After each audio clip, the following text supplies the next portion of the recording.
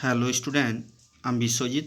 আজ আমি নবম শ্রেণীর বাংলা বিষয়ের ফার্স্ট ইউনিট টেস্টের সাজেশনটা দিচ্ছি। দেখো, যে সকল ছাত্রছাত্রীরা 2026-এ ফার্স্ট ইউনিট টেস্ট দেবে তাদের জন্য এই সাজেশনটা। প্রথম প্রশ্নগুলো আছে কলিঙ্গ দেশে ঝড় বৃষ্টি কবিতা থেকে, প্রশ্নমান 3-এর জন্য। 1 নম্বর প্রশ্নটা হচ্ছে পরিচ্ছন্ন নাহি সন্ধ্যা দিবস রজনী।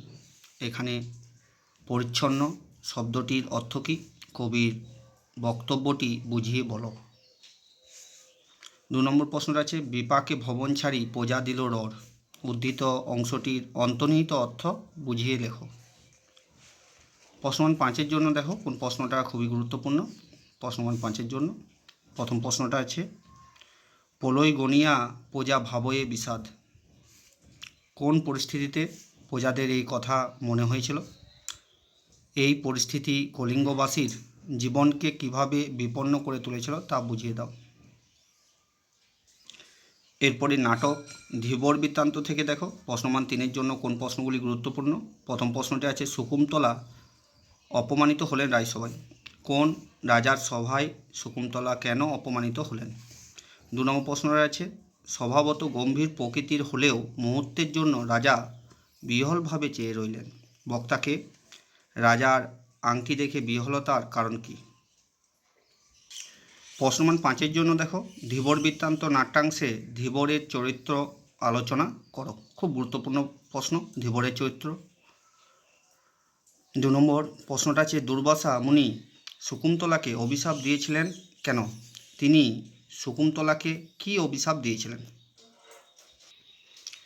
ইলিয়াস গল্প থেকে দেখো প্রশ্নমান 3-এর জন্য কোন প্রশ্নগুলি গুরুত্বপূর্ণ।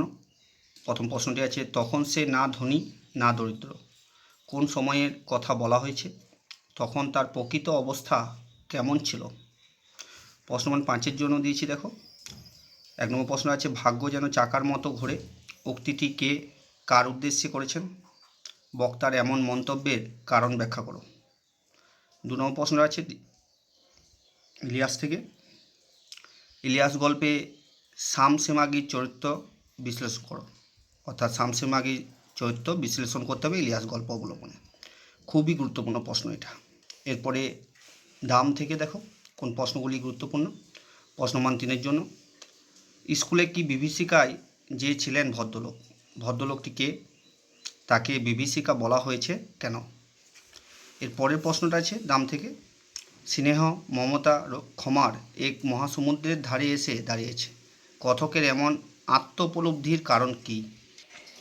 দাম গল্পটি থেকে প্রশ্নমান 5-এর জন্য দেখো কোন প্রশ্নগুলি গুরুত্বপূর্ণ। প্রথম প্রশ্নটি আছে দাম গল্পটির নামকরণের সার্থকতা আলোচনা করো। 2 নম্বর প্রশ্ন আছে দাম গল্প অবলম্বনে সুকুমারের চরিত্রটি আলোচনা করো। 3 নম্বর প্রশ্ন আছে আমার ছাত্র আমাকে অমর করে দিয়েছে। কোন ছাত্র কাকে অমর করে দিয়েছে এবং কিভাবে? নোঙ্গর কবিতা থেকে দেখো প্রশ্নমান 3-এর জন্য কোন প্রশ্নগুলি গুরুত্বপূর্ণ। 1 নম্বর প্রশ্ন আছে সারা রাত তবু দাঁত টানি, তবু দাঁত টানি। দাঁত টানা ব্রাহ্মীণ কেন? 2 নম্বর প্রশ্ন আছে আমার বাণিজ্য তরী বাঁধা পড়ে আছে। কথাটির মূল তাৎপর্যটি বিশ্লেষণ করো। 3 নম্বর প্রশ্ন আছে তারপর ভাটার শোষণ স্রোতের প্রবল প্রাণ করে আহরণ। স্রোতের প্রবল প্রাণ আহরণ করার তাৎপর্য কী? প্রশ্নমান 5-এর জন্য দেখো প্রথম প্রশ্নটা নিস্তব্ধ মুহূর্তগুলি সাগর গর্জনে ওঠে কেঁপে। স্রোতের বিদ্রূপ শুনি প্রতিবাদ দ্বারের নিক্ষেপে।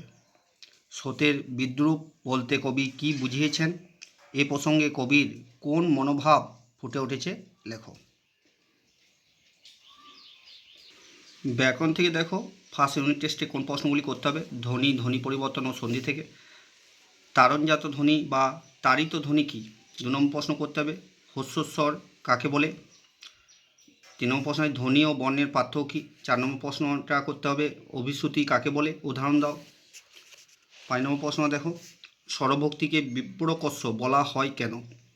6 নম্বরটা দেখো অপিনিহিতি কাকে বলে, উদাহরণ দাও। খুব গুরুত্বপূর্ণ প্রশ্ন।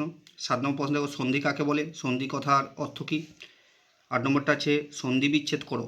সিংহ সরোবর। এরপরে দ্বিতীয় অধ্যায় শব্দ গঠনের কৌশল ও বাংলা শব্দভাণ্ডার থেকে। উপসর্গ কাকে বলে, অনুসর্গ কাকে বলে, এই দুটি করতে হবে। অনুসর্গ ও বিভক্তি দুটি পার্থক্য লেখো, খুবই গুরুত্বপূর্ণ প্রশ্ন এটা। মৌলিক ধাতু কাকে বলে। পরে প্রশ্ন আছে পঙ্গু ধাতু বলতে কি বোঝো, অর্থাৎ পঙ্গু ধাতু বলতে কি বোঝো সেটা লিখতে হবে। 6 নম্বর প্রশ্ন করতে হবে উপসর্গ ও প্রত্যয়ের একটি পার্থক্য লেখো। 7 নম্বর প্রশ্ন দেখো ব্যুৎপত্তি নির্ণয় করো, পরিব্রাজক বিসর্জন। 8 নম্বর প্রশ্ন দেখো কীট প্রত্যয় ও তদ্ধিত প্রত্যয়ের দুটি পার্থক্য লেখো। তাহলে কৃত প্রত্যয় ও তদ্ধিত প্রত্যয়ের দুটি পার্থক্য লিখতে হবে। 9 নম্বর প্রশ্ন আছে আগন্তুক বা কিতরিন শব্দ কাকে বলে। 10 নম্বর প্রশ্নটা যেটা করতে হবে একটি দেশি ও একটি বিদেশি শব্দের উদাহরণ দাও। দেখো প্রফেসর শঙ্কুর ডায়েরি, সহায়ক পাঠ, বোমযাত্রীর ডায়েরি থেকে কোন প্রশ্নগুলি করতে হবে। সত্যজিৎ রায়ের লেখা, সত্যজিৎ রায় লেখক এখানে। প্রথম প্রশ্নটা আছে প্রফেসর শঙ্কুর পুরো নাম কি। উত্তরগুলো করে দিয়েছি দেখো। প্রফেসর ত্রিলোকেশ্বর শঙ্কু। লেখক কার কাছ থেকে শঙ্কুর ডায়েরিটি পান। উত্তর হবে তারক চাটুর্যের কাছ থেকে। পরের প্রশ্নটা আছে সুন্দরবনের কোন অঞ্চলে উল্কাপাতের কথা বোমযাত্রীর ডায়েরি গল্পে রয়েছে। উত্তরটা দেখো সুন্দরবনের মাথারিয়া অঞ্চলে উল্কাপাতের কথা রয়েছে। পরের প্রশ্ন আছে বোমযাত্রীর ডায়েরি গল্পে কবে প্রথম ডায়েরি আরম্ভ হচ্ছে। 1 জানুয়ারি। পরের প্রশ্ন আছে প্রফেসর শঙ্কুর চাকরের নাম কি। প্রহ্লাদ, খুব গুরুত্বপূর্ণ প্রশ্ন। পরের প্রশ্ন আছে প্রফেসর শঙ্কুর পোষা বিড়ালটির নাম কি। নিউটন উত্তর হবে, এটাও গুরুত্বপূর্ণ প্রশ্ন। পরের প্রশ্ন দেখো প্রফেসর শঙ্কুর রোবটের নাম কি। উত্তর হবে বিধুশেখর। এই তিনটের মধ্যে একটা পরেই, খুবই গুরুত্বপূর্ণ প্রশ্ন এটাও। পরে 8 দাগে দেখো মঙ্গলের পর শঙ্কুর রকেট কোন গ্রহে পৌঁছেছিল। উত্তর কী হবে দেখো টাফা গ্রহে।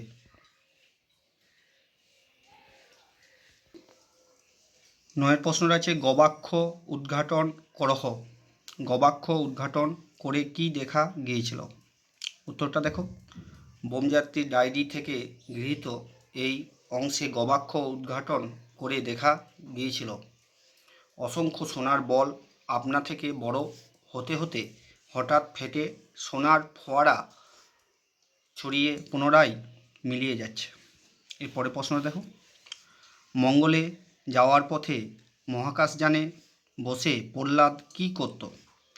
উত্তরটা দেখো বাইরের দৃশ্য সম্পর্কে নির্বিকার প্রহ্লাদ মহাকাশযানে বসে প্রথমে রামায়ণ ও পরে মহাভারত পড়ত। তাহলে প্রথমে রামায়ণ পড়ত, তারপরে মহাভারত পড়ত। এরপরে প্রশ্ন আছে চলন্তিকা কি। খুব গুরুত্বপূর্ণ প্রশ্ন। রাজশেখর বসুর লেখা বাংলা অভিধানের নাম হলো চলন্তিকা। এরপরে প্রশ্নমান 5 জন্য দেখো বোমযাত্রীর ডায়েরি গল্পে বিধুশেখর চরিত্রটি পরিচয় দাও। খুব গুরুত্বপূর্ণ প্রশ্ন, বিধুশেখরের চরিত্র। পরে প্রশ্ন আছে কাল টাফায় পৌঁছেছি। টাফায় পৌঁছে শঙ্কুর কেমন অভিজ্ঞতা হয়েছিল তা বর্ণনা করো। অথবা দিয়ে প্রশ্নটা আসতে পারে টাফা কি, টাফার প্রকৃতি ও প্রাণীর পরিচয় দাও। এর পরের প্রশ্ন দেখো মঙ্গল যে কত অমঙ্গল হতে পারে সেটা হাড়ে হাড়ে টের পেয়েছি। কোন প্রসঙ্গে এই মন্তব্য। বক্তা হাড়ে হাড়ে কি টের পেয়েছিলেন। তাহলে বোমযাত্রীর ডায়েরি থেকে এই প্রশ্নগুলি করলেই হবে। ভাব সম্প্রসারণ কোনগুলি করতে হবে দেখো। প্রথমটা আছে যত বড় হোক ইন্দ্রধনু সে সুদূর আকাশে আঁকা, আমি ভালোবাসি মোর ধরণীর প্রজাপতির পাখা। 2 নম্বর প্রশ্ন দেখো সবার উপরে মানুষত্ব তাহার উপরে নাই। অথবা দিয়ে আছে জীবে প্রেম করে যেই জন সেই জন সেবিছে ঈশ্বর। 3 নম্বর প্রশ্নটা দিয়েছি দেখো সাজেশন হিসাবে স্বার্থমগ্ন যেজন বিমুখ, বৃহৎ জগৎ হতে সে কখনো শেখেনি বাঁচিতে। অথবা দিয়ে আছে, পুষ্প আপনার জন্য ফোটে না, অর্থাৎ পুষ্প আপনার জন্য ফোটে না, পরের জন্য তোমার হৃদয় কুসুমকে প্রস্ফুটিতও করিও। পরের প্রশ্ন আছে, যারা শুধু মরে কিন্তু নাহি দেয় প্রাণ, কেহ কভু তাহাদের করেনি সম্মান। 5 নম্বর প্রশ্ন দেখো, যারে তুমি নিচে ফেলো সে তোমারে বাঁধিবে যে নিচে, পশ্চাতে রেখেছ যারে সে তোমারে পশ্চাতে টানিছে। পরের প্রশ্নটা আছে, দণ্ডিতের সাথে দণ্ডদাতা কাঁদে যবে সমান আঘাতে, সর্বশ্রেষ্ঠ সে বিচার। 7 নম্বরটা আছে, নদীর এপারে কহে ছাড়িয়া নিঃশ্বাস, ওপারেতে সর্বসুখ আমার বিশ্বাস, নদীর ওপার বসি দীর্ঘশ্বাস ছাড়ে, কহে যাহা কিছু সুখ সকলই ওপারে। এইগুলোই বাংলার ফার্স্ট ইউনিট টেস্টের সাজেশন হিসাবে ছিল। বাকি বিষয়গুলির সাজেশন পরের ভিডিওতে দিয়ে দেওয়া হবে। এতটাই।